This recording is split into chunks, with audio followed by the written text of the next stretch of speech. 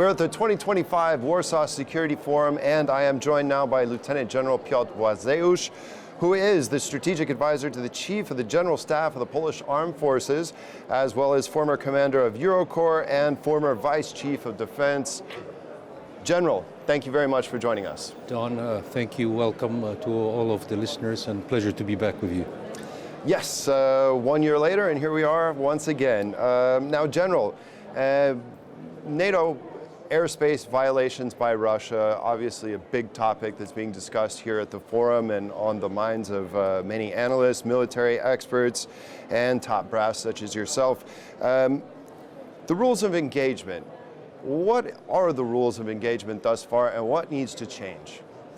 Well, it's a good question, but what we need to keep in mind that Russians are testing our systems to learn our rules of engagement. So in reality, you have to be careful about disclosing the details, because it's a never-ending story. It's like in Afghanistan, when we were having certain standard operating procedures or tactics, TTP so-called. They were learning, they were trying to discover them, and we had to adjust them every so many few months. So same here, Russians are testing the system, our responses, and they are looking for and more innovative, more disruptive ways of showing potentially that they have the upper hand. Now, the Russians have said that if NATO does shoot down any of their, either whether it be aircraft, like we saw in Estonia, or it be drones, that this will be an escalation. Do you buy that? Do you think the Russians will react to that? And I'm asking this in the guise of what happened in 2015 between Turkey and Russia, where Turkey F-16 was able to, shoot down a Russian fighter jet that violated its airspace for only 11 seconds, and there was no response. Well, that incident was slightly different because obviously the plane was actually shot down once it exited and was more in the Syrian airspace. So a different story. But the good thing is, or the important thing is that the Russians have been warned many times, and eventually Turks, showed the credibility and they shut it down. Obviously, it caused for 1 year kind of a cool-off of the relations, but then things went back to back. What's important about Russia is that they will always use this rhetoric with us as the West about the escalation. But what's funny, they are the ones that are escalating. It's not us. They are violating our airspace. They are sending the drones. They are sending the subs. They are cutting the cables. They are attacking our power stations. They are attacking our banking systems. They are breaking into our secret databases. So actually they're escalating. So rather we should be talking about Russia escalating and how we respond, and not us. Because if they are serious about what they are talking, then they should immediately after such violation call us, say apologies, it was not done on purpose. It was just for a few seconds or something. But they are testing the system. They are watching our responses. They are testing, what are our radar capabilities, our radio location systems, right? So they are getting the signatures of these systems as well. But they also showing that, our troops are busy in Ukraine right now fighting this war started by Russia. But we still can cause, all sorts of strategic dilemmas to you by sending drones, right? By sending potentially missiles, by doing a lot of hybrid activities, which are maybe not directly considered as an armed attack, but they are obviously causing uproar, and the societies are unhappy because they expect the reaction. Right, and because those waters are muddied, if you will, is this something that Europeans, the NATO members, can take indefinitely, or is there a red line? Is there a point where we say no more? No. I think we are all adjusting. We are showing the recent shooting down of some of those drones is showing that we're ready to react. The only thing is obviously it's a little bit like a catch-22 that both sides are constantly adjusting. Russians are coming up with the new ways of testing us, while we have to continue adjusting our standard operating procedures, how we operate, under what conditions, under what authorities, because this is what's important, that Militarily, we can do a lot of things, but then there are consequences, there is certain risk. So the political leaders must continue accepting them and sending this authority to the lower level and being aware that shooting down is one thing, but then the debris falls down and potentially could hurt other people that are not directly hurt by this drone that was flying.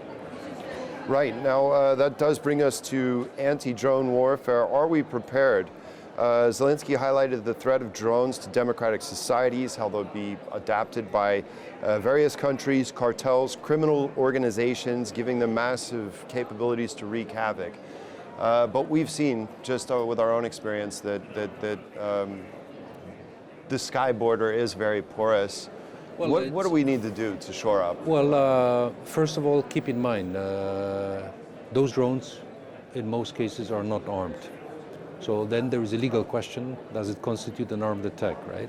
Second one, obviously, we need to continue investing, and I think nowadays there will be a boom for any companies that have reliable and effective anti-drone systems, that everybody will be buying those systems, because I think we all realize that this is not just the border states that have this problem. Nowadays, it's easy to transfer drones to different locations, be it by air, be it by the tanker, be it by the car, by truck.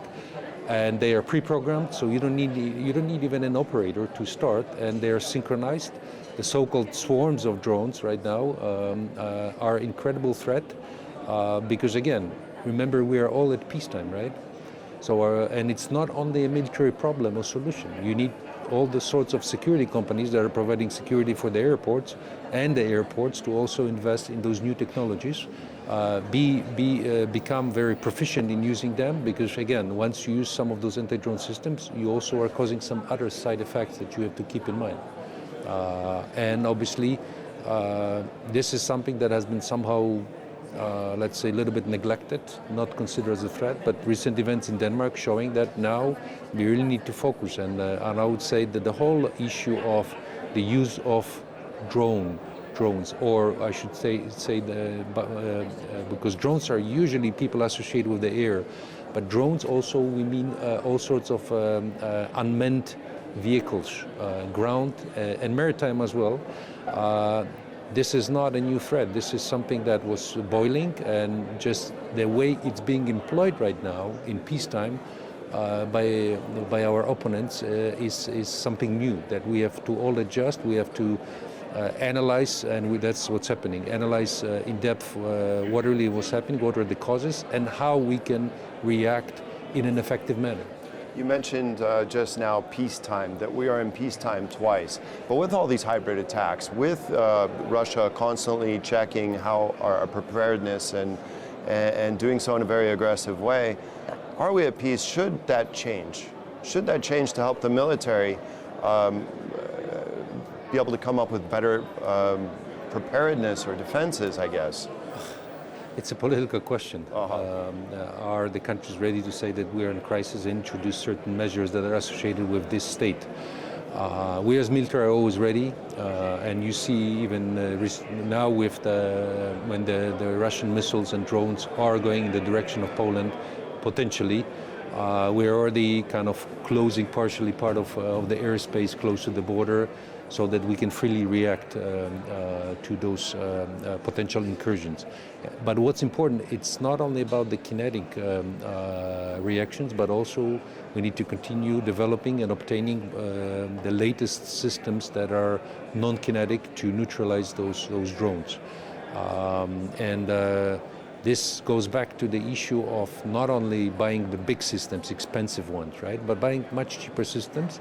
First, you need to be even better at detection of such threats, sharing this, we call it common operational picture, with others, with the allies, with the partners, and then deciding on the reaction, because there is no really integrated air and missile defense system in the world that can overcome so-called saturation, because that's what the Russians are doing. Apart from the armed drones, they are sending a number of decoys, first to force the Ukrainian air defense to fire, Second one, to saturate it, because there will be not enough ammunition to shoot all of them down. So you have to decide what is your critical infrastructure, where you need to position your systems, and then decide that maybe on some occasions you will not react because they are in a remote area, so they fall down, nothing will happen, and rather focus on the ones that are posing a critical threat to your really critical infrastructure. There's a lot of talk right now about what we can learn from Ukraine, because Ukraine is has so much experience with these daily attacks. What can we learn from Ukraine? What do they have to offer us? Well, I think they have a lot of combat experience with dealing with those air threats, not only drones but also missiles. And that's something that we are learning, we are discussing with them. This cooperation, I think, is being even more enhanced now. In a way that Ukrainians are also proceeding this act that should allow the integrated air missile defense to go abroad to train with us as well. But this is, again, a lot has to do with the peacetime procedures, because you cannot use certain electronic warfare systems during peacetime, because then it has side effects for the local communities and local systems.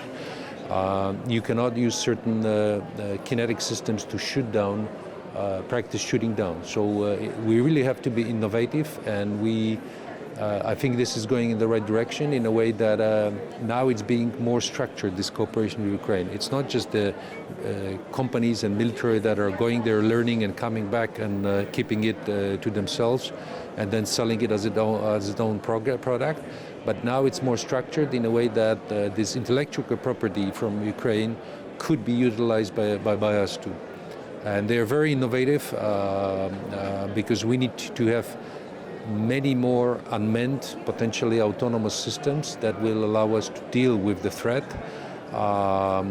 We need much better the sensors, detection sensors that will allow us to be even better at detecting. And Russians are obviously playing with this too, because AI database is trained on a certain signatures, and it recognizes that this is, for example, Shahed.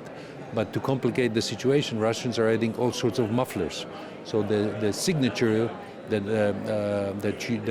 is being recorded, we see something, but we are not sure it is. So it's a constant game, adjusting, adaptability, and you need a lot of flexibility, because we're used to buying the systems that we wait sometimes a few years. Now we need to really improve all of our own procurement procedures to be able to buy it also from small startups, not only big companies, and sometimes, very honestly, also accept some risk of failure. That you buy a system that is promising, looks like it's working, but then when it's employed, it may not be working.